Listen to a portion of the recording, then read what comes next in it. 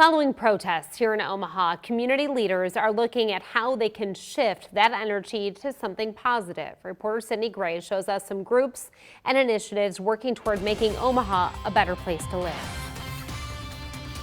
Many of us are engaged in the protests and rallies happening all over the world, and leaders here in Omaha say they're committed to moving forward for lasting change. Community leaders want to refocus the energy following a week of protests and rallies. Obviously, frustration and anger and other things that have happened across the country and even here in Omaha. But now how do we take that energy and move it into something positive? Something the Empowerment Network's been doing for a decade. Whether it's helping to reduce gun violence by 74%, or taking our unemployment rate from 21% down to 7%, or it's taking the graduation rate from 50% to 81%.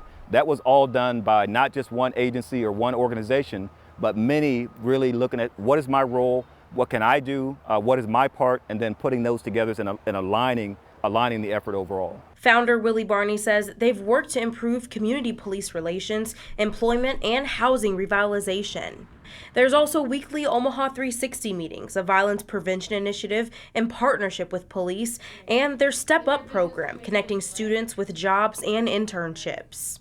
And then let's have consistent communication. What resources are out there? What opportunities are available? How do we get people employed? How do we deal with reentry?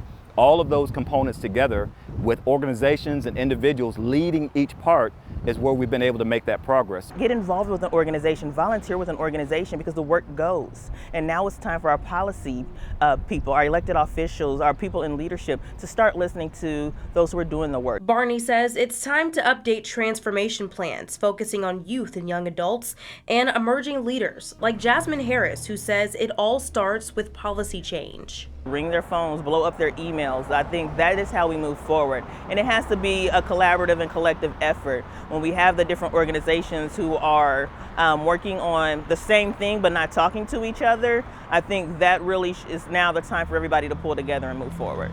Now we know change is not swift, as evident by our past, but leaders say the responsibility falls on every citizen. In Omaha, Sydney Gray, 3 News Now.